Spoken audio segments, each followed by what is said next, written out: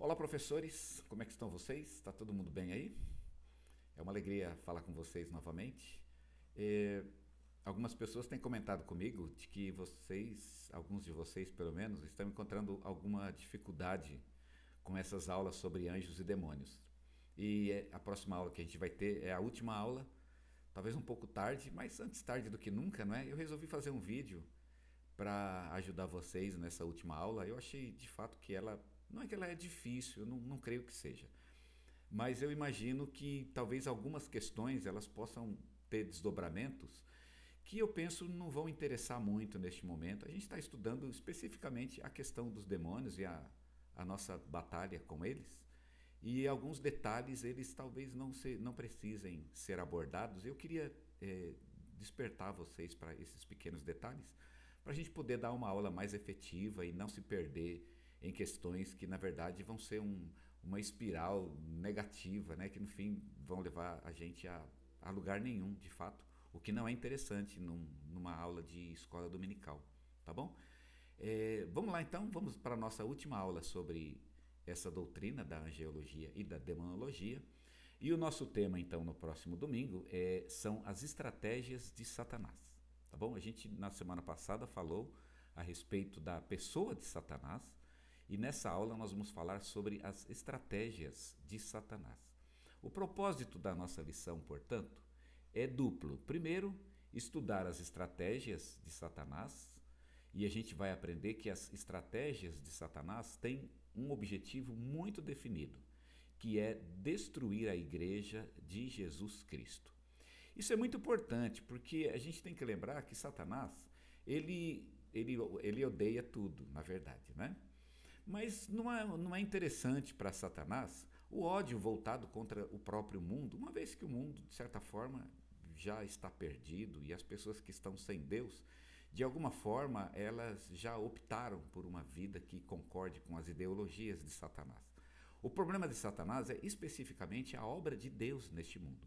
Satanás odeia as pessoas, mas ele odeia, acima de tudo, Deus. Ele não pode destruir Deus, e ele sabe disso, mas ele, pelo menos, tenta destruir a obra de Deus neste mundo. E a obra de Deus neste mundo, a principal delas, é a Igreja de Cristo.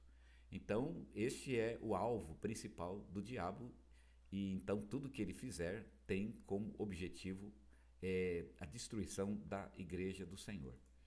Bem, a gente vai aprender na lição que Satanás utiliza três estratégias para tentar destruir a igreja: a violência, a gente vai aprender sobre isso quando a gente falar sobre a questão do homicídio, né? Ele é um homicida.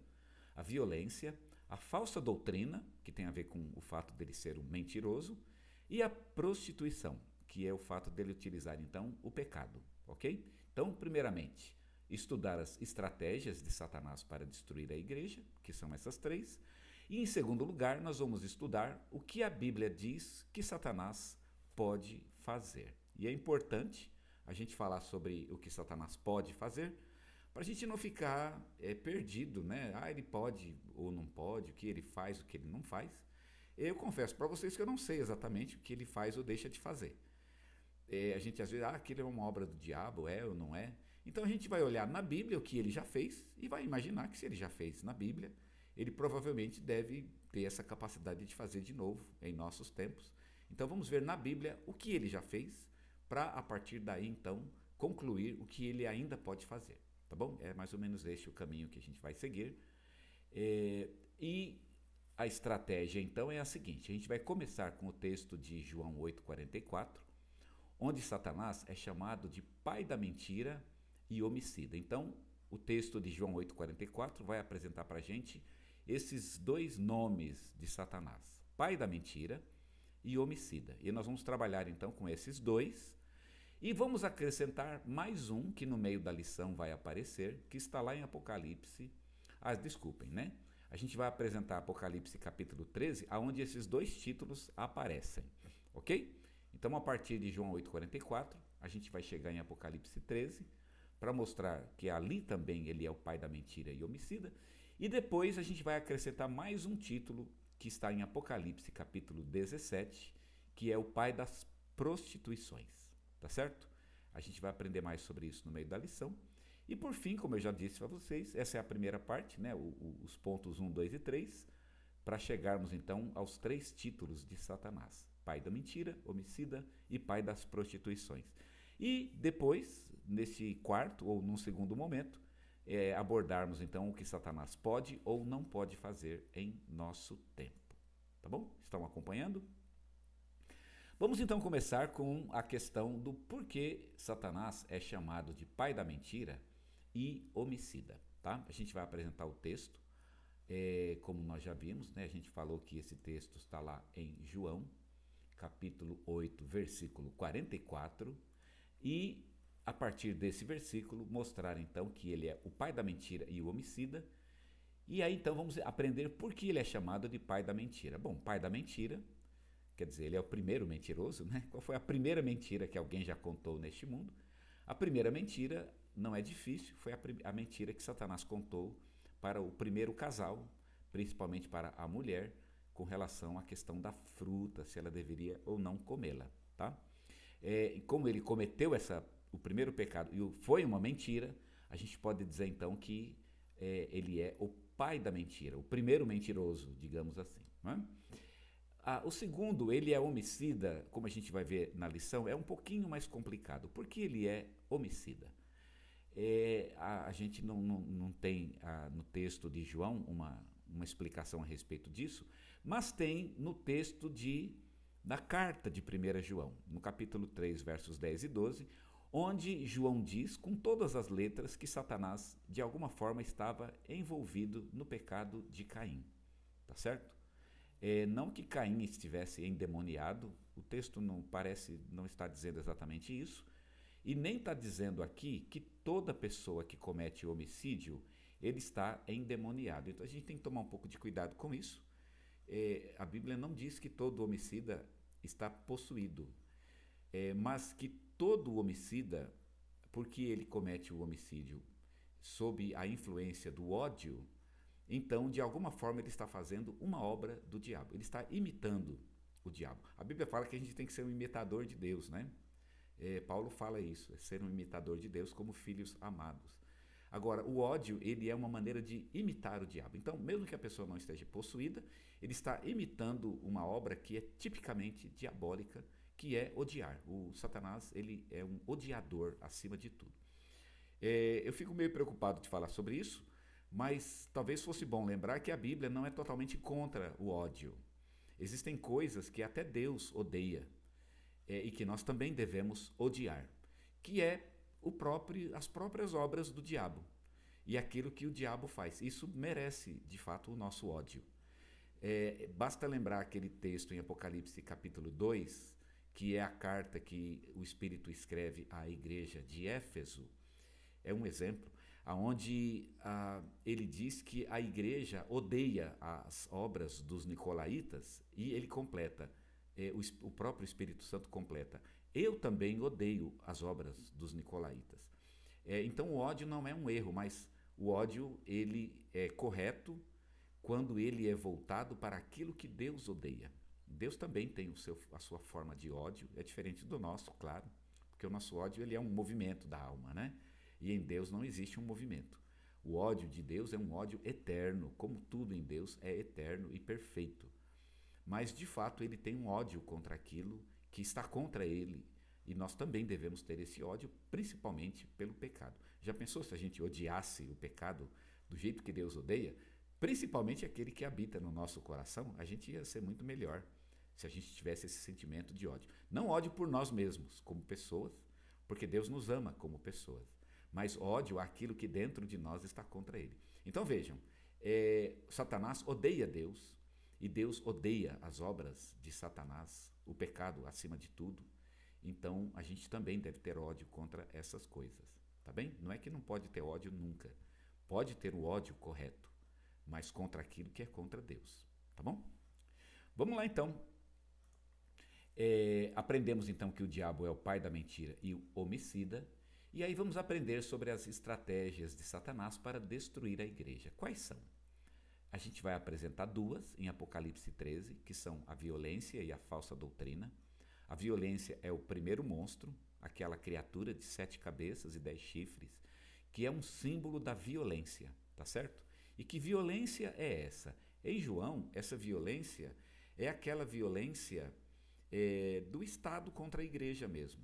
Como a gente vê, por exemplo, em muitos países, que a sociedade se levanta contra a igreja. E João está falando exatamente a respeito disso. Ah, mas essas sociedades estão endemoniadas? Como a gente já falou, não necessariamente endemoniados, ou sob a influência de um endemoniamento, por exemplo, ou que um demônio esteja no poder. Isso pode até acontecer, não é? E vai acontecer um dia, no final. Na era apocalíptica. Mas de que quando as nações fazem isso, elas fazem uma coisa que é uma obra especificamente do diabo. O diabo, ele trabalha desse jeito. Elas estão imitando o diabo e, de alguma forma, de fato, o diabo arquitetou ou organizou as coisas, as ideologias, os pensamentos e as políticas para que elas se voltassem contra a igreja de Jesus Cristo. Violência, tá bom? A segunda mentira, ou a segunda estratégia de Satanás, também em Apocalipse 13, é a falsa doutrina. Isso é muito importante, porque falsa doutrina não é um problema de orgulho. Existe orgulho de fato, né, das pessoas que querem se sobressair. Não é um problema de ambição financeira, e eu imagino que exista muita ambição financeira nas falsas doutrinas, e são pecados, mas esse não é o maior problema. O grande problema da falsa doutrina é que ela é diabólica. Toda falsa doutrina ela é arquitetada pelo diabo. Então, no Apocalipse isso é muito sério e no Novo Testamento é muito, muito, muito, muito sério. Quem fica dando ouvidos à falsa doutrina, que tem comichão, Paulo fala que tem comichão, né? O ouvido fica coçando para essas coisas, tem que tomar muito cuidado e tem que repreender esse sentimento, porque falsa doutrina é coisa do diabo. Quem, de alguma forma, é adepto de uma falsa doutrina, de certa forma, é um adepto do diabo. É como se fosse uma espécie de um discípulo dele naquilo que contraria o evangelho de Jesus Cristo. A gente tem que tomar muito cuidado, porque tem um monte de falsa doutrina por aí, não é? Bem, por fim, a gente vai olhar em Apocalipse 17 e vai aprender então que a prostituição também é uma arma que o diabo usa para destruir a igreja. E aí um pouco de cuidado vale a pena. Quando o João fala sobre a prostituição, ele não está falando apenas dos pecados sexuais. Lá em João 17 é uma mulher que está vestida de vermelho, então é uma prostituta, de fato. Na igreja de Tiatira, né, ela lembra muito o problema da igreja de Tiatira, para a qual João escreveu também uma carta no capítulo 3, se eu não me engano. E é de fato uma mulher e é uma prostituta. Mas a gente tem que lembrar que não é apenas o pecado sexual que está em mira, embora de fato também esteja presente, mas ali é o pecado de modo geral. E o conceito é de que o diabo usa o pecado, introduz o pecado na igreja para que o pecado destrua a própria igreja. Então, às vezes, a igreja ela não cai, ela é firme, porque ela tem uma boa doutrina, e a igreja ela resistiria bem à violência se Satanás tentasse destruí-la pela violência que o Estado provoca contra ela. Mas às vezes a igreja ela é susceptível ao pecado. O diabo coloca um pecado, um escândalo, né? E quantas igrejas têm sido subvertidas pelo escândalo, às vezes de um pastor, às vezes de um membro. Nós conhecemos histórias de igrejas que às vezes um pecado de um membro acabou contaminando a igreja e levou a igreja até mesmo às vezes a deixar de existir por causa de pecado. Então, 3 armas de Satanás, tá certo? A violência, a mentira religiosa e o pecado que ele coloca dentro da igreja, tá certo? Vamos lá? E por fim, a gente vai aprender então o que Satanás pode fazer. Nós temos uma lista no final da nossa lição que apresenta então uma lista até eu diria bem exaustiva, né? Mas eu diria e daria uma dica, não se detenha muito nessa parte, tá? Vai dar uma vontade de ficar falando sobre aquilo, né? A gente não tem muito tempo. Eu também não queria ficar falando muito tempo sobre Satanás e os demônios. Eu não sei, pode ser um erro meu, mas eu acho que esse assunto a gente tem que passar rapidamente por ele e falar do que realmente importa, que é Jesus e a obra de Jesus em nossas vidas, e é nisso que a gente deve gastar o nosso tempo, né, para não despertar uma curiosidade que muitas vezes não vai trazer coisas boas para as vidas das pessoas, não é? Então, mas eu acho importante que a gente saiba. E então vamos falar um pouquinho sobre como Satanás trabalha em nosso tempo, e tem lá o versículo. Minha dica: leia o versículo e simplesmente diga: olha, ele pode fazer isso. Aí mas e aí? Pode, né? Vai ter os desdobramentos, né? Não perca muito tempo com os desdobramentos, porque eu creio que a parte mais importante são as estratégias de Satanás. Gaste tempo com isso, aquelas três, tá joia? Que são a violência, a mentira religiosa ou a falsa doutrina e a prostituição ou o pecado que ele introduz na igreja para tumultuar a igreja e por fim para destruí-la, ok? Então tá aí, gente, é uma lição, tá difícil ou não? Eu acho que não, né? E também eu creio que não é muito difícil porque todos nós, de uma ou de outra maneira, a gente acaba enfrentando essas questões em nosso dia a dia e por isso creio que essa lição pode edificar muito a nossa vida, porque vai mostrar a dimensão da nossa luta, né? O tamanho do problema que a gente está enfrentando como servos de Deus neste mundo. Não é apenas uma luta contra o mundo, as estruturas do mundo, nem somente contra nossa questão interior, nossas ambições, fantasias, egoísmos, orgulho. É uma questão de luta também contra principados e potestades, quer dizer, contra chefes de demônios, como nós já estudamos em umas lições, né, na lição passada, que é de fato uma luta muito grande e muito difícil, mas o Espírito Santo ele vai nos dar força e como temos vencido até agora, não por nossa força, mas pela força dele, nós haveremos de continuar vencendo e no final a glória há de ser dele mesmo. Amém? Deus abençoe você e que você dê uma ótima aula no domingo, tá bom?